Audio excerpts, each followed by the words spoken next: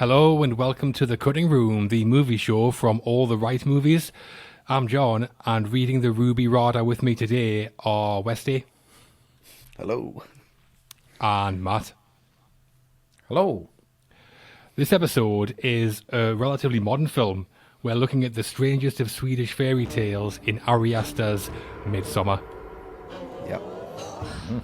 I'll be calling it Midsommar, even though Ari Aster calls it something different. Midsommar is something of a companion to Hereditary. Midsommar.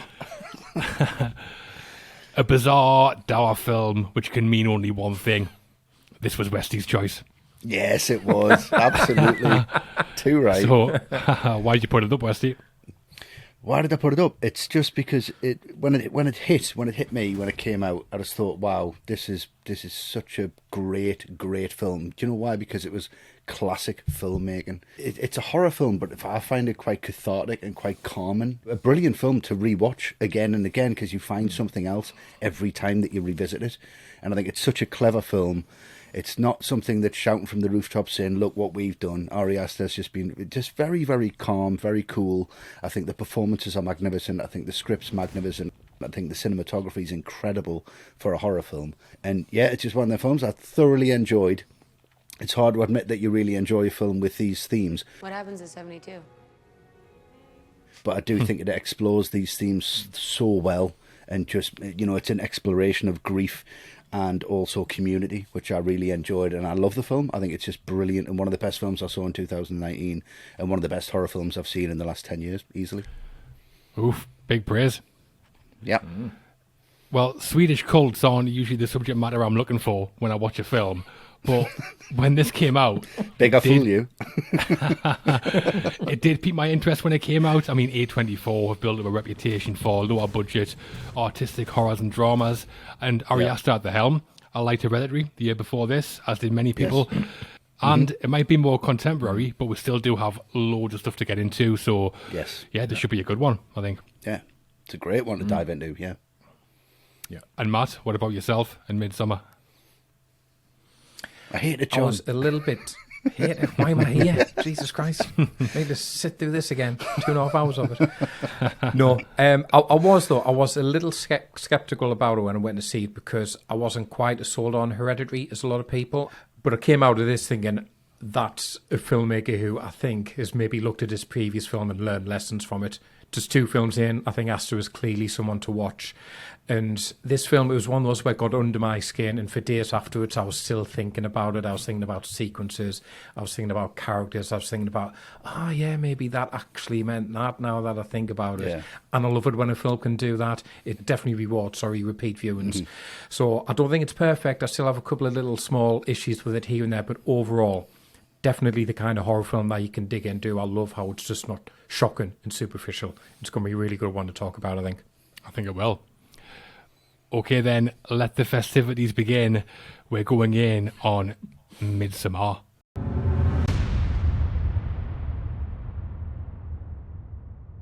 When family tragedy strikes Dani our door, she, her boyfriend and his pals travel to Swedish rural town Hårga for its Midsommar festival. What begins as an idyllic break quickly turns into a bloodbath as one by one the group fall prey to a violent pagan cult. That sounds fun. And it is, until it all goes a bit mental. Written and directed by Ari Aster, Midsommar was produced by A24 and stars in the lead roles Florence Pugh as Dani and Jack Reynor as her boyfriend, Christian. I went with her boyfriend, not total waste of space there, but we'll get to that, I'm sure. That's how he starts the film. It's official title at the start, yeah. So on The Cutting Room, what we do is break movies down, discuss them piece by piece. So with Midsommar, we're going to be talking about the director, the writing, the cast, and our own highlights from the movie. We'll then each give the film a rating out of 10. Let's go then. Up first, the Midsommar director, Ari Aster. A young and inexperienced director in 2019, but quite big things were expected of Ari Aster. That was because his previous film, Hereditary, landed in 2018 to lots of acclaim. Yeah. There was a weight of expectation on Midsommar and Ari Aster then. So how did he do in directing the film, do we think? Matt? I think he does pretty brilliantly. I think it's very, very controlled, this film. And there were definite points, first time I watched this, I wanted to laugh. And not because I thought it was silly or actually funny. It was a really nervous laughter because the film was making me feel like so uncomfortable with what was going on. And I just wasn't quite sure how to take it. And it was in a way that I can't quite pin down. Like if someone said to me, what's scary about Midsommar? I'd be like, do you know what? I don't know. I just know that it is. I just know that it puts me on edge. And it's something where I think maybe even scary might not be the right word. It's a film where I watch and I'm just quietly worried all the way through. And I think that's all down to Aster, and it's what he does. Because I've seen so many horror films where watching them I feel claustrophobic, and that claustrophobia is scary. I think this might be the only horror film I can think of where it's the opposite, and I feel agoraphobic, and I feel scared of how wide open this film is, which is really cleverly done. And I think that's because of how much he shoots this just in beautiful, glorious sunshine. What time is it? It's 9 p.m. And he still manages to make it scary. And by the way, this actually wasn't shot in Sweden. It was actually shot in Budapest, which I had no idea about. So convincing. Wow. But if you think of those like outdoor feasts that they have, the one at the beginning where they just all sat at like a strange angle to each other, and everybody is just dead silent, and you just sat there waiting for like something, for someone to start eating, for someone to start drinking, someone to make a speech, and he just draws that scene out perfectly. And it's the same when Dani gets crowned May Queen at the end, and it should be this like beautiful feast that they're having, but obviously at this point her and Christian, they're both under the influence, so the meat looks like it's like pulsating, and it's like you're watching it through a heat wave, and all the flowers on the thorn are starting to writhe around and like almost become part of her. And it's just this moment, like I say, it should be celebratory and it should be beautiful, but it's anything but. I just think that's so clever of Aster that he never resorts to like a cheap scare at like night, apart from maybe when Josh gets killed. But apart from that, overall, I think maybe it's a little long, the film at 150 minutes, so you can maybe lose a bit here and there, but other than that, I think it's truly great horror direction because it's not in your face, it's not jump scares. I don't quite understand what he's doing or how he's doing it, I just know it freaks me out. Nice. Yeah, I think it's good and pretty refreshing to see a director just getting to make the film he wants to make, because it seems that pretty much everything in Midsommar is how Aster envisioned it. It's very deliberately paced. It's very visual. I see influences from Stanley Kubrick with lots of Kubrick-style imagery, slow zooms, one-point perspective shots. The carpet from The Shining even shows up. Yes. The Wicker Man, the classic pagan folk horror, is a clear influence, I think. And I know that Aster has cited Black Narcissus as an inspiration. Yeah, I mean, lovely. Powell Yeah. and Pressburger film in 1940s Technicolor can't be swaying too many modern horror directors, but Midsommar is probably the brightest looking horror film I've ever seen, so that does make sense. Yeah. One of my favourite things about how Aster directs Midsommar, though, are the visual details that he drops in throughout. Start with the very first shot of the film. The first thing we see is a mural illustration. It only stays on screen for about 20 seconds or so, It's the whole but basically film. tells the story of the whole film, Yeah, it's amazing. It shows the death of Dani's family, then the grief in the mourning she goes through, the trip away with friends that she takes, the community cult that she comes across, and the final ritual to make her the May Queen. And there's an ominous-looking drawing of a bear on there as well, which is worrying. Yeah, Impel as well, kind of leading them astray as the Pied Piper. It's great. Yeah. There's the visual motifs as well. Dani's sister, she kills herself at the start, and we get that awful shot of her wearing that makeshift mask she's fashioned for herself. Yeah. Aster uses that shot throughout the film.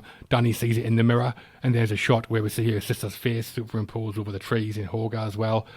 Yeah, I'm a fan of Ari Aster. Very good visual storyteller. I think one of the most exciting young filmmakers out there, and Midsommar is my favourite of his as well. Wow, nice. Just stay away from the pies. Is that a fucking pube? Pubic pies. It's just a hair. Yeah, a pubic hair. And Westy, Ari Aster's work here as director for you? Yeah, Ari Aster's work here is it's just so... camera movements are so elegant. The shot choices are so elegant. The way that he sets up a frame, and there's just layers, and there's depth, and there's stories upon stories going on, and depth upon depth. And I think Pugh, who was the cinematographer on this, and was also the cinematographer on Hereditary, does an incredible job of just The way that this is framed, the way that this looks, the use of shapes, the use of triangles, the use of colour, the use of introduction to people as if it's a theatre. They walk through that sun. Every time the camera moves, it just feels like cotton wool. It just feels like it's so smooth and so considered. Very Tarkovsky in some of the elements of it. I want it to go from there to there, and I want to show everything in that move, and he does. And I think, honestly, this is going to go down as one of the best horror films ever made, and it's going to sit up there with The Shining. It's going to sit up there with Halloween. It is going to sit up there once people realise. And Ari Aster, I think he's a really great visionary, a really great director. Everyone says, oh, this is too long, 2.5 hours. The director's cut's 3 hours. That's still not long enough for me. Fantastic stuff. I think the original cut was 4.5 hours. The original cut was almost 4 hours. And I wouldn't recommend it. I'll have that, no problem. Westy's right. It's just full of details. It's the language that the Hårga have in symbols and runes, which is called Elder Futhark and Younger Futhark. And as part of that, each character has their own symbol, and you can see that on the costume. So Dani, on her frock, she's got an R. And if you look at the rope that Christian wears, he's got an arrow that's pointing up. And then we're going to talk about this scene later when the elders jump off the cliff. But if you watch that scene again, when they rub the bloody hands on the rune stone, they cover 2 symbols, and it's the R and the arrow. Yeah. Yeah, there's so much detail in there. The way the Hårga breathe as well. Yeah. It's really weird. It's really weird. Yeah, there's loads of moments where you're watching a scene play out, and in the background there's something just really weird going on. There's so much detail in there. And just before Jack urinates on the tree, there's so much happening in the background. Watch it again. People leading all of the different animals away to the slaughter. A goat getting smashed, like a straw goat getting smashed, and they bury the head in the background, and it's just fantastic. So Ari Aster's director would seem to agree he did an excellent job on Midsommar. Yeah, fantastic job. Yes, it just definitely. seemed he made it look so easy when it's so hard to do this. It's so hard. Ari Aster didn't stop at directing Midsommar. He wrote the screenplay as well. His second writer-director credit after Hereditary that we talked about, so he was a bit of an old hand by this point. But how good is the writing on Midsommar, Westy? I've read the screenplay, believe it or not, and I know you believe it, but it's I do believe it. Of course you do. And every detail that you see on screen is there, and I think the writing is right there on the screen. It takes you through. Every character is relatable. Every single trait that they have as a character is explored and then punished. It's great, and just how clever it is that you've got the 4 deaths, and I've read a great theory that it's earth, air, fire, and water.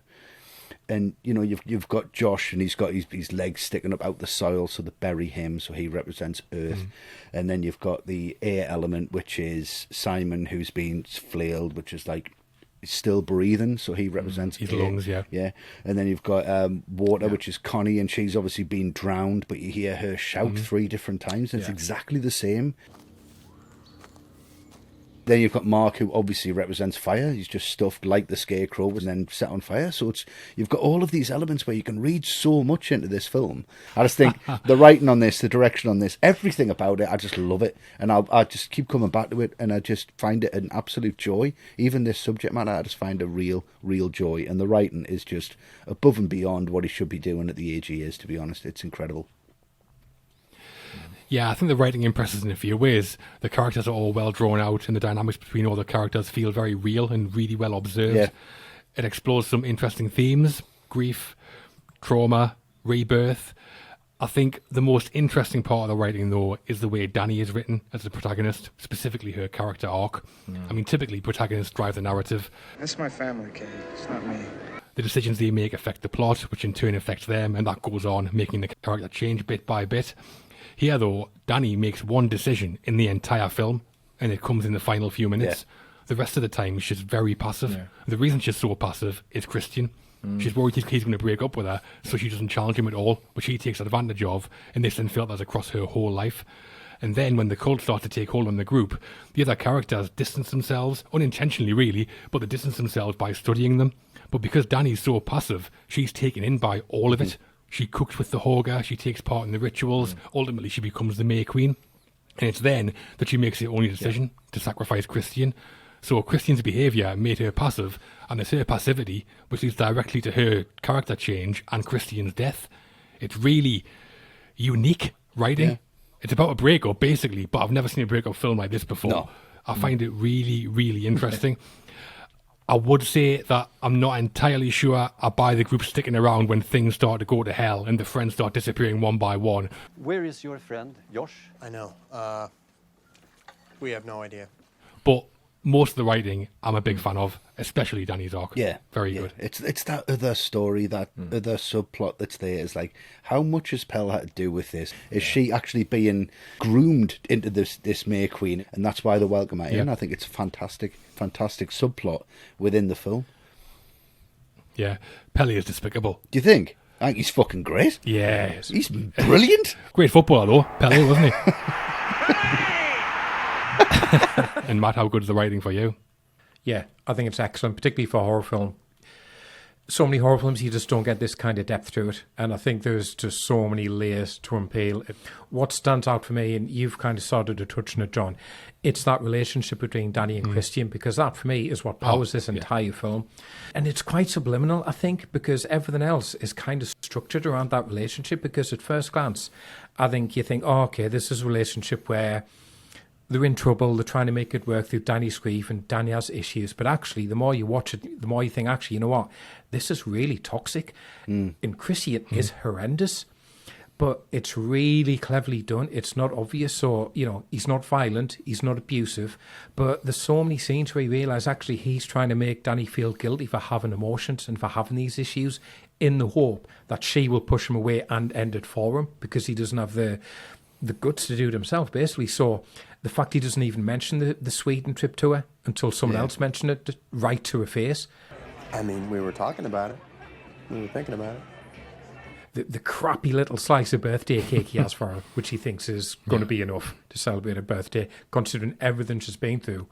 But the one that really stands out for me is that scene at the beginning when she's coming round to his apartment and he chooses literally the second before she steps through the door to tell the rest of the guys, oh, by the way, she's going to Sweden with us. I invited Dani to come to Sweden, so you guys know. It's absolutely horrendous the way he treats her. And then that's why you realise why that very last image of the film is so good. That massive grin she's got as he's burning to death. Because at first you think, Jesus, that's harsh. But then the more you watch, you think, actually, you know what? That's not harsh at all. There's that wonderful moment that you mentioned there with the birthday cake. The women, and we've got a newborn, and they're out of focus just basically with a newborn baby. And it's like their birthday. Yeah. And he can't light the candle. He can't get the spark back. He can't, ignite who they are anymore. And it's a brilliant visual metaphor, that. Stuff like that, it's just fantastic. Yeah. Yeah, Ari Aster was going through a breakup at the time, which is why he wrote a breakup movie. I wanted to make a film that, you know, that felt like as big as a breakup feels. I know that before writing the screenplay as well, Ari Aster spent months researching Scandinavian folklore, and he used a lot of that research in the film. Do you want to know some of the main things that he used from real life folklore? Go on then, this will be good. Yeah, definitely. So, Midsommar is a real annual event in Sweden, a national holiday there. Embrace our pagan roots. It's Midsommar.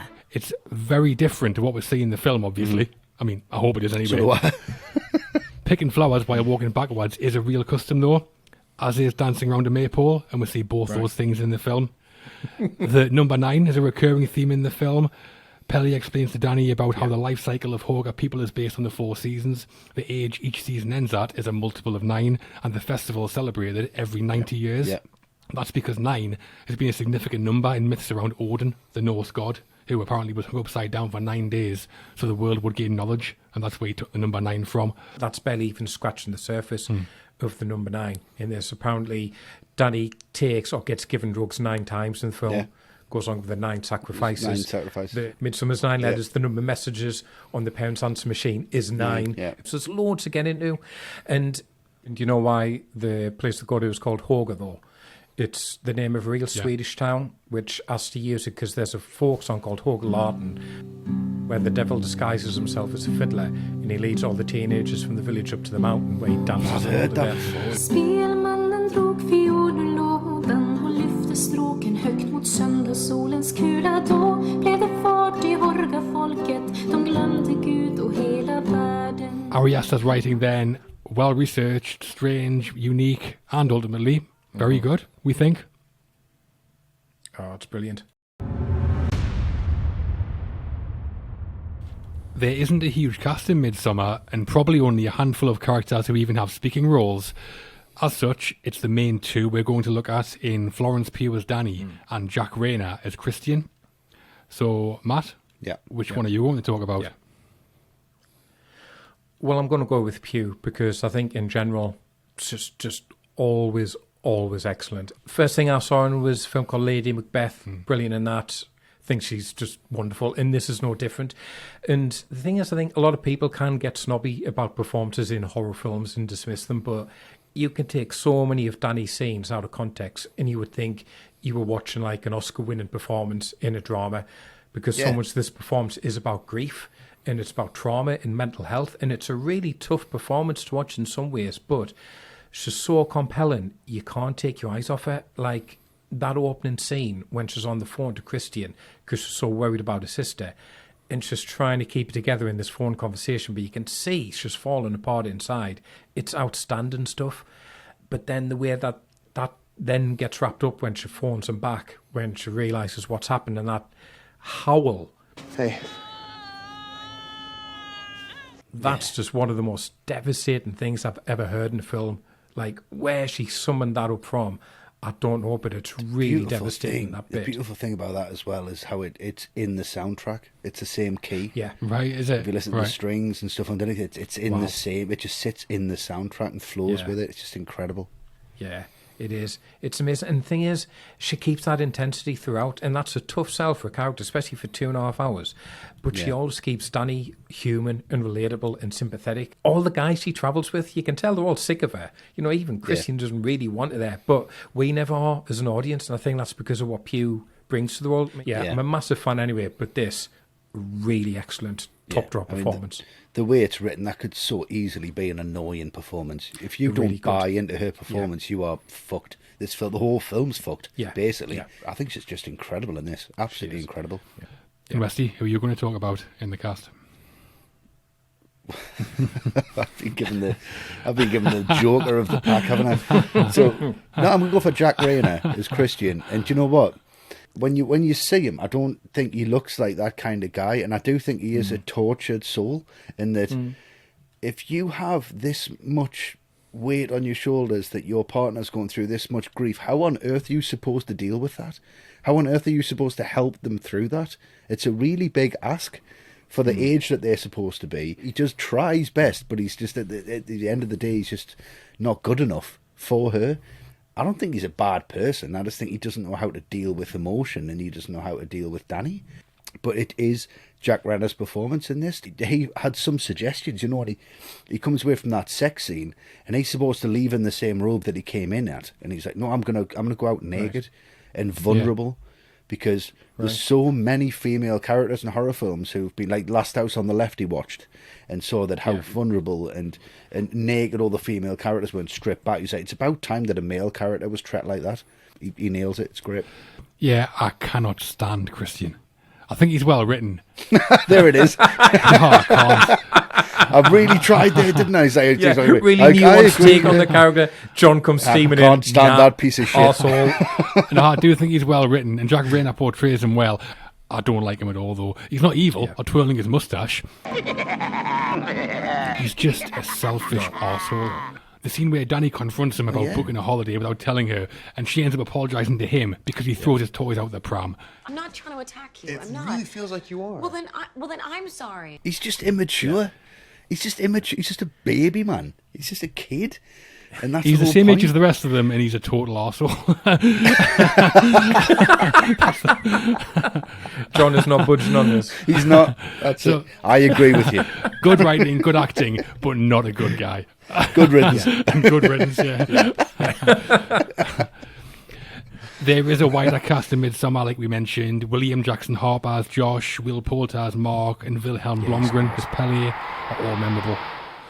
Our two leads, though, Jack Reynor and I think especially Florence Pugh, very good lead performances. Yes. Absolutely Knock it out of the integral. park.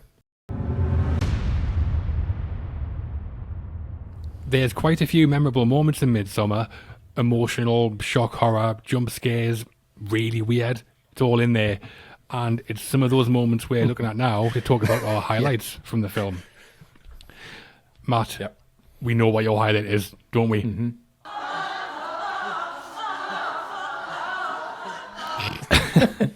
You know, just like X, my favourite scene of X. Now go on then, Matt. Your highlight from Midsommar. I'm going to go for the arrival at Hårga because that is so good. It's so dreamlike the way it starts with Dani waking up, completely unaware what day it is. Have I slept through the night? How many hours of night are there? Is this not just daytime still? Is it tomorrow? I mean, from yesterday's perspective. And I've also thought this is the scene for me that's very Kubrickian. This is very Shining, but in like the opposite way to the intro there. And instead of in the Shining way, you've got that really ominous music. You've got this really like almost like a lullaby getting played on that flute. And that music, I always think it's going to be like Sigur Rós or the Polyphonic Spree in the Village. It's got that kind of vibe to it. And it just sums up that contrast because it's beautiful countryside. It's really bucolic, but at the same time, as soon as they get there, there's something that is just ever so slightly off about it all. The fact that all the villagers are just waiting for them, like waiting for them to make their entrance. And that's when you realise that the music isn't the soundtrack. It's actually being played by the villagers for their arrival. And it was one of those ones where I kind of almost wanted to laugh just because it's so strange. And even the barns in the background, they've got like really sharp, acute angles for the roofs, and even that looks wrong. So everything about this is just throwing you off slightly. It's like, that just doesn't look quite like how it should, and it's starting to freak me out a bit, and it's so well done. It has this, even like a Wizard of Oz type of quality too, where instead of the yellow brick road, you've got the path of the yellow flowers that they walk along. So there's something just really subliminal about the scene that I love, where, you know, it's not quite right, but now you're there, and it's only going to get better or worse, depending on your perspective from now on. Yeah, I think something else to mention here as well is around the village and the Hårga is the design work. The costume design and the production design are both fantastic and give the world loads of credibility. I think the village feels like a real place to me. Just top-notch design work all around. Mm-hmm. And the costume designer was called Andrea Flesch, and she was basically had a pretty hard time because the costumes were based on nothing. Now, I find that really, really difficult to believe because they look so authentic and that they're from something where and Aster has so many nods to so many things in this film that are based on fact that all of a sudden these costumes are just brand new. They're great. Yeah. I love what you're wearing. My frock? Uh-huh. Yeah, quite girly. A nice detail in the clothing, actually, is how Dani's clothes reflect her arc. She wears baggy, ill-fitting clothes most of the film, and the first time she wears something that actually fits is the first time she wears a dress made by the Hårga, which is like a visual way of showing that she fits in with the Hårga better than with Christian. And then the Hårga, as it goes, the colour starts to change, goes from blue to red as people start dying. Yeah. So there's a lot more of red in the palette, which kind of it's brilliant. Just it's so subliminal and so creepy. You just think, why is this scary? It's so good. And Wesley, what's your highlight from the film? My highlight from the film was when it all starts going tits up.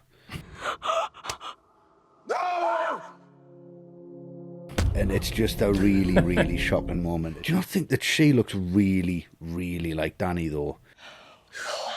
What's the reason behind that? But they look so similar, and I think there's a fan theory where she wasn't of the age, but she kills herself just to make room for Dani coming in as the new May Queen, which I love that as well. I think that's fantastic.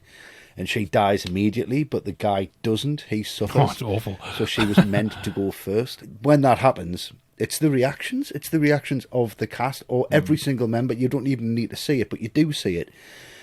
And I think Aster does that really well, and he does it in broad daylight. And you see the falls, bang, bang. And then when they walk over with Mallet, and it's just that audio. It's the sound it makes. It's the sound, and above everything else, and you just see everything, and it's unabashed, and it's just when that body's getting burned, and you see the face caved in, and it's like, well, yeah, this is Midsommar. Welcome to it. You're in for the ride now, and you're like, Jesus Christ, what's this, like an hour into the film?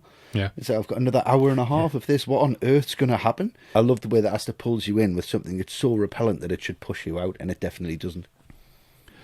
Yeah, so this is what happens to the Hårga when they reach the end of the winter part of their life. I mean, I've no idea why we'd watch this happen and not get the hell out of Dodge immediately. But fine. But we talked before about how parts of the festival are taken from real life, and this cliff jumping ceremony is too. There was a practice in Norse mythology called Ättestupa, where in certain cultures the elderly were expected to sacrifice themselves for the good of the village, and they were often killed by being hurled from cliffs. And it's based on that, basically. Yeah, there's another bit of research, though, which I love, which is to do with the death of Simon, and he's the guy that Christian finds in the barn. He's hanging from the ceiling, and he's got flowers in his eyes, his lungs are being pulled out through his back. Well, yeah, that's one scene never forgotten, but that's something else from Old Norse mythology called the blood eagle, where, as you see with Simon, they get laid on the front, ribs get separated from the spine, and then the lungs are pulled through to create a pair of wings. Savage, these old Norse poets. Vikings. Weren't they? Well, yeah. I know, right? I know that in the original script as well, Simon was hung by his Achilles and had horseshoes nailed to his feet. And Christian found Josh in the barn as well, with his guts hanging out. But I mean, either way though, seeing Simon strung up is some nice respite after watching Christian run around naked for the last 5 minutes. What? Okay, relax. Definitely don't need that. Really? It's a fact that he's still breathing. It's so subtle. Oh, yeah. What a way to go. What a way to go, man. Bloody eagle. Jesus. Well, for my highlight, I'm going for the climax. Not that climax. The climax of the film. Thank God.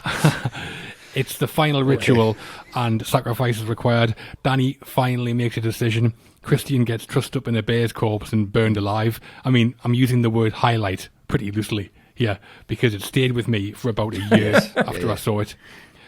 I know that Ari Aster said that he doesn't see Midsommar as terrifying. He sees it as disturbing. And disturbing, I think, is the perfect word. It's disturbing when one of the Hårga is pushing Connie's corpse in a wheelbarrow. It's disturbing when one of them comes in with Mark's corpse stuffed with straw and it's light as a feather.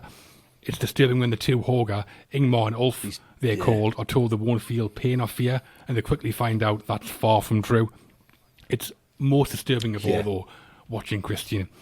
Paralysed in the wheelchair, paralysed lying on the table, paralysed in that bear suit. The only thing that he can move is his eyes, and they're all over the place. He's like Michael Corleone in that restaurant scene in The Godfather. And to be honest, I'm just glad that it all happens to someone who I don't like much, because if I thought Christian was a great guy, this would be traumatising, and I wouldn't be able to watch it. Yeah. But it is a great ending, massively, massively memorable, and one of the most talked about film endings of recent years, I think, without doubt.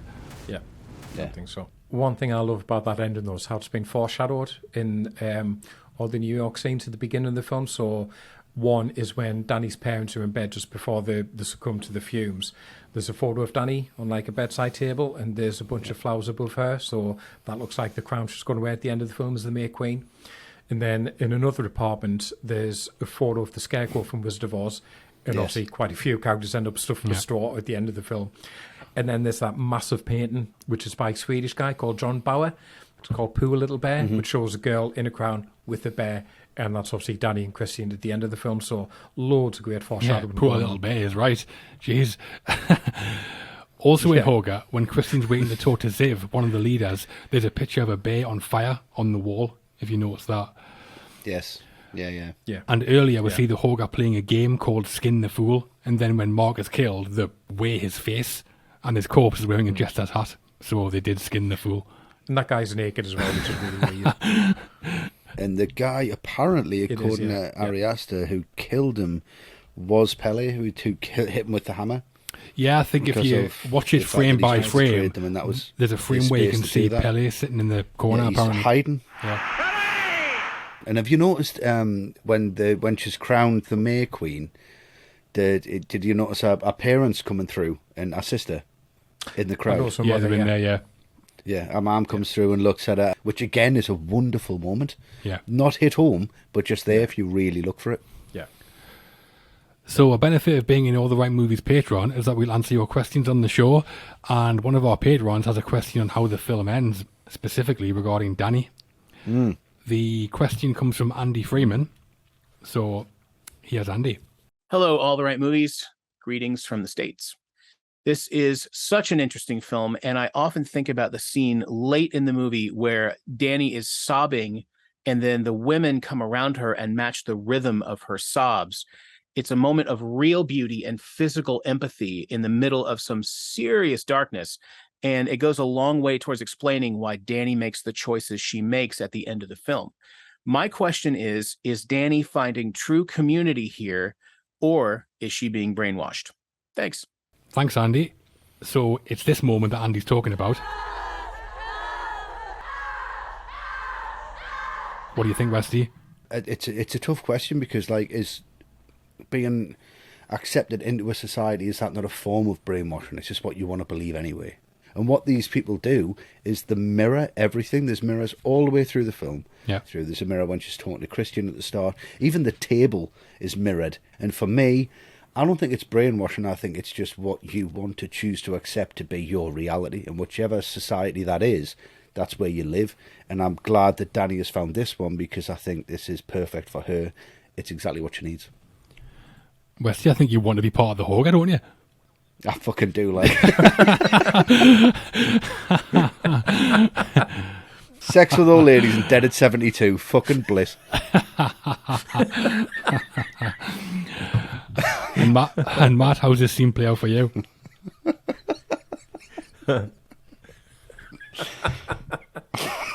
Man, that's such a good question. And this is why to me it's a great film because, yeah, which one is it? I mean, there's no doubt as soon as they get to Hårga, every single one of them is being spiked, basically, systematically. They're straight on the magic mushrooms. But then to turn around and say Dani's been brainwashed, that to me says it's completely against her will, and I honestly don't think it is. Because I think she's in a very receptive position in her life, and all of a sudden she's given this glimpse of her life outside of Christian, outside of grief, outside of all the shit she's having to deal with. And yes, it's a very different take on morality that the Hårga have, and I think they are still manipulating her to some extent. But they can offer something no one else can offer, which is peace. You know, peace of mind, a bit of togetherness. So I definitely wouldn't say she's been brainwashed. I think she has been guided to a particular point of view. You could argue she's gone from one manipulative relationship to another one, but ultimately I do think deep down she's happy to be there. Yeah, I agree.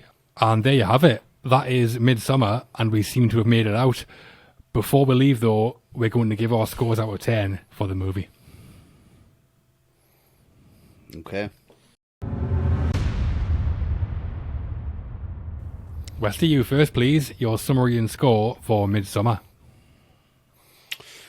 Right. I mean, okay. I'll be snappy with it. I love this film. I just get so much from it every time that I rewatch it, and I just love the way it's shot. I love the framing. I love the direction. I love the acting. And I feel like, you know, if Kubrick could have seen this, I think he would have stood up and applauded and just been like, you know what, that's symmetry. That's mirroring. I'm not going to give it full marks. And the reason I'm not going to give it full marks is because I think that this has still got time to be discovered for what it truly, really is. There's a director's cut available. There's a theatrical cut available. Both of them are incredible. So for that reason, it's a 9. Because I can't wait to see what anyone else gets to push it to the 10. Well, I'm always interested in seeing new A24 films, always interested in knowing what Ari Aster's up to, and one of the main reasons for that is Midsommar. It's a thing of beauty, start to finish. The cast are very good. The standout is Florence Pugh, who I think is brilliant. Yes. The writing here I think is unique and very good as well.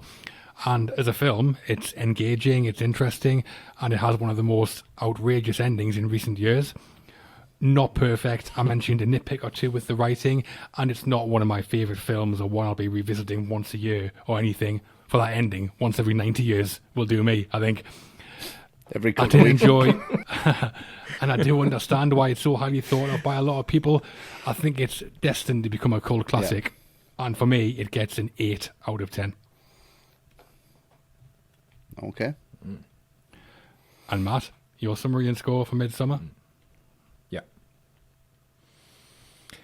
I've really enjoyed going through this one because it is exactly the kind of film that prompts discussions and rewatches. If people are watching this, they've never picked up on the kind of things we've gone through, they're going to get so much more out of it. I do think it's a little bit overlong, and as original as it is, ultimately, even on first viewing, you can kind of see where it's going. But it is a film that I think is really pretty great all the same. So I'm giving it a 9. Good lad. Great. So overall, that leaves Midsommar with an impressive 26 out of 30. Good. And that's all we have this time around. If you like what we do on The Cutting Room, you can access bonus episodes by supporting us on Patreon. You can also get access to over 200 hours worth of All the Right Movies podcasts and lots more. Your help and support is hugely appreciated, and the more support we get, the more videos we will make. Absolutely. So we're going to say goodbye for now, and thanks for watching, everyone. That was good. Have you got your stuff, Matt? Have, mate. All ready for the feast? Yeah. Correct drink? Yeah, that's the wrong colour, but I mean, everything's going to be fine. I'm sure. You got the other stuff? The other bit? I have, yeah. Just what Christian had, as you can see. All ready to go. That's a fucking quiche. Why can't we get anything right when we ever try and do this shit? At least John's got the fucking bear outfit sorted. Oh, for fuck.